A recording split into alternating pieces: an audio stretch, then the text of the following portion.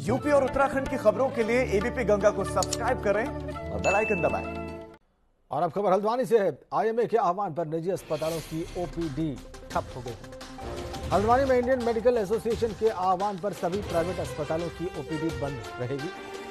Ayurvedic doctors को surgery की अनुमति दिए जाने के विरोध में आईएमए ने हड़ताल का ऐलान किया था। हल्द्वानी के प्राइवेट अस्पतालों ने इसको समर्थन दिया है।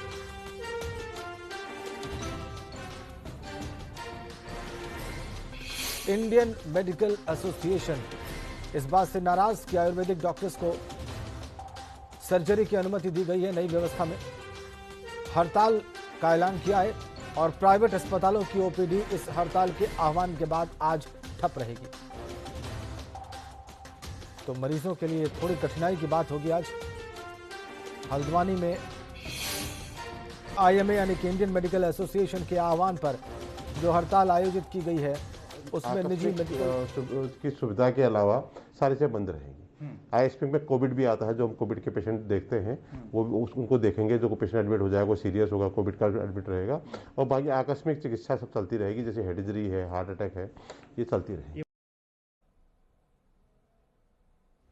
तो आकस्मिक चिकित्सा या कोविड के जो मामले हैं उसकी तो सुनवाई होगी, उसके लिए ओपीडी खुली रहेगी या संबंधित विभाग उपलब्ध रहेंगे। लेकिन इसके अतिरिक्त ओपीडी बंद रहेगी प्राइवेट हॉस्पिटल्स की आईएमए के आह्वान पर।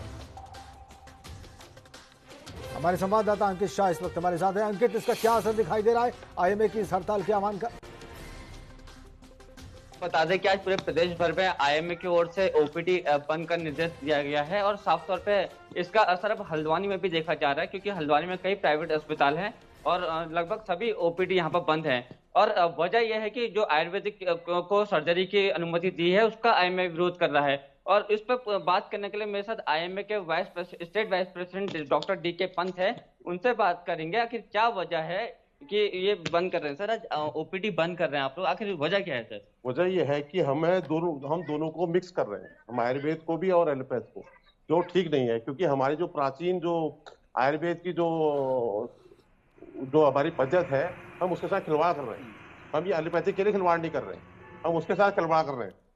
ठीक है ना। और उसके बाद जो है, अगर हम इस खिलवाड़ करेंगे तो हमारी जो प्राचीन पद्धत है वो लुप्त हो जाएगी। सर, ओपीडी बंद करने से जो कुमाऊं भर से मरीज आते हैं उनको दिक्कतें होगी सर, खानी पड़ेगी उनको? ना, ये कम से कम 2-3 दिन पहले ही मतलब जो है सूचना दे दी गई थी पत्रों के माध्यम से और समाचार पत्र के माध्यम से कि जो है क्लिनिक बंद रहेगी। और जो आकस्मिक सेवाएं हैं वो पूर्वतः रहेगी। अंकित, जरा इनसे जानने की कोशिश करिए। इवन जो कोविड केयर वाले हैं वो अंकित, आप इनसे पूछिए कि आयुर्वेद में शल्य चिकित्सा बहुत प्राचीन काल से रही है और अगर आयुर्वेदिक डॉक्टर्स को सर्जरी की अनुमति दी गई है तो इससे आयुर्वेदिक चिकित्सा कैसे पद्धति, उस पर कैसे असर पड़ेगा, बुरा असर कैसे पड़ेगा?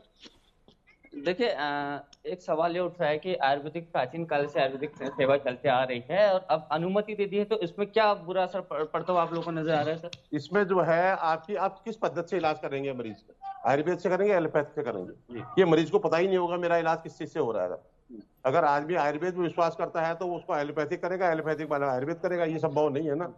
तो जो हमारी जो प्राचीन जो आयुर्वेद की जो पद्धति है उसमें भी सर्जरी का प्राविधान है, हम मना नहीं कर रहे, तो उसको उसी विधि से सिखाया जाए।